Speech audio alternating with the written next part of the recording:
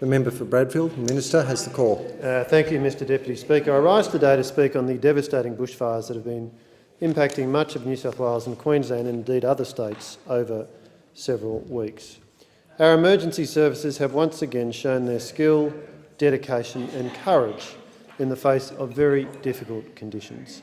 I thank all of the career and volunteer emergency services personnel who have been fighting these fires.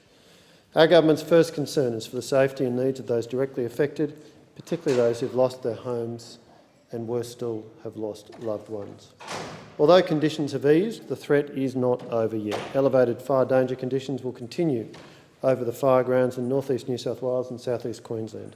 As we've seen, these fires can flare up quickly, and I urge people to stay informed and monitor conditions. I want to speak about the impact of the recent fires in my electorate of Bradfield. On the afternoon of Tuesday, 12 November, residents of South Turramurra received an abrupt and unpleasant reminder of how vulnerable the North Shore of Sydney can be to bushfires. Thanks to the quick response from the Hornsby-Ku-ring-gai District Rural Fire Service, the fire in South Turramurra was contained within 1 hour and only spanned 5 hectares. 2 strike teams comprising 5 trucks were deployed to handle the fire, while 2 aircraft and 1 air tanker brought the fire under control from the air. And the impact of the air tanker in particular was extremely impressive. The fire caused minimal damage to houses. There were some houses which suffered minor damage as fires reached their roof cavities. Let me express my thanks on behalf of all of the residents of Bradfield to Inspector Rolf Poole and all of the team at the Hornsby-Ku-ring-gai District Rural Fire Service for their work on this occasion and for the ongoing service they provide to our community. As the Prime Minister observed on his visit to the fire-affected communities across New South Wales and indeed other parts of Australia, Australians are at their best in difficult moments like this. They show great spirit, heart and generosity. Only a few streets away from the fire, Mr Deputy Speaker, the Guru Nanak Gurudwara Turramurra Sikh Temple was preparing to celebrate the 550th birth anniversary of Guru Nanak Dev Ji, the first Guru of Sikhs and the founder of the Sikh faith. Many Sikhs from across Australia, from across Sydney, were coming to the temple for these celebrations. Mr Pritpal Singh Bhatia, a resident of South Turramurra and member of the Turramurra Sikh Temple, evacuated from his home and went to the temple to inform other members of what was going on. When Habir Bhatia, Pritpal's brother and president of the North Shore Sikh Association of Sydney, heard what was happening, he said, quotes, "It just clicked that there are volunteers and other firefighting professionals who are working hard to save the properties and putting their own lives at risk. Let us do what our religion teaches us, at least give them some food and water."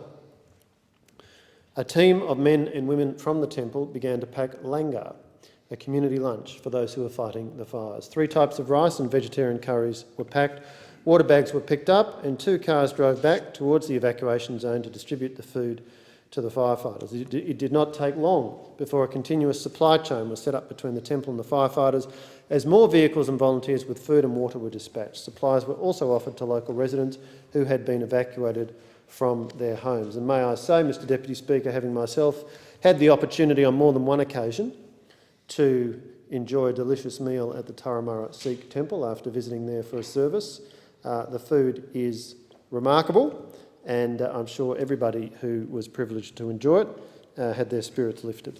There were many volunteers from the Sikh Temple who helped on the day. Not all can be named, but there are a few people I would like to single out, in particular Harpir Pal Singh Bhatia, Pritpal Singh Bhatia, Tajinder Singh, Parneet Singh Bhatia, Charanjit Singh, Devpal Singh, Sahajit Singh, Manjit Singh, Sidhu, Satinder Singh, Amarjit Bhatia, Jesse Bhati, Neelu Singh and Itcha Kar Manat Kar. Now, Mr Deputy Speaker, it continues to be the case, of course, that fires are still burning across large parts of North East New South Wales and indeed in other parts of Australia. These fires have now burnt through more than 1.4 million hectares in New South Wales. As at 8:30 this morning, more than 129 fires were still burning across the state. Firefighters have faced extremely demanding conditions. Over these past weeks, dozens of people have been injured, including many firefighters. Tragically, 4 people have lost their lives as a result of these fires, and I express my sympathies to their families and loved ones at this difficult time. Evacuation centres in New South Wales remain activated to support fire-affected communities. More than 1,600 firefighters and support personnel, along with 95 aircraft, have been battling these fires.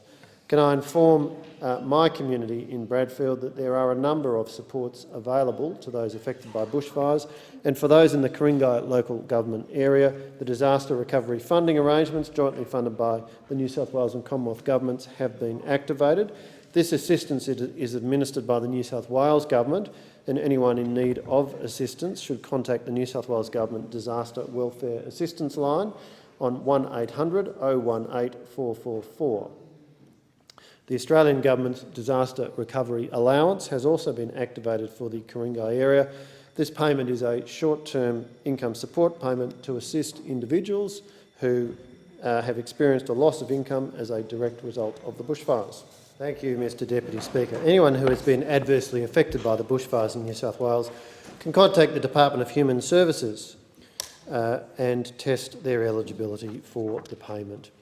Let me also take this opportunity to note that only 2 weeks after the electorate of Bradfield experienced an emergency bushfire warning, our community was yesterday battered by a severe hailstorm, causing significant damage to homes and property and creating extensive blackouts. Ku-ring-gai SES volunteers are actively responding to over 500 requests for assistance. I would like to express my gratitude to Unit Controller David Catterell and all of the volunteers who sacrificed their time to help our community in this time of need. I spoke to Mr Catterell today and he informed me that SES units from our local area, supported by some from surrounding regions, started work shortly after the storm hit yesterday and were still going at midnight last night before being back at work this morning. If you require assistance in a storm-related emergency, you're encouraged to call the SES on 132 500, and of course if it's a life-threatening emergency, please contact 000. I conclude by thanking all who have worked to respond to the threat of bushfires and other natural disasters over recent weeks, and I thank them for their courage and for their service to our community.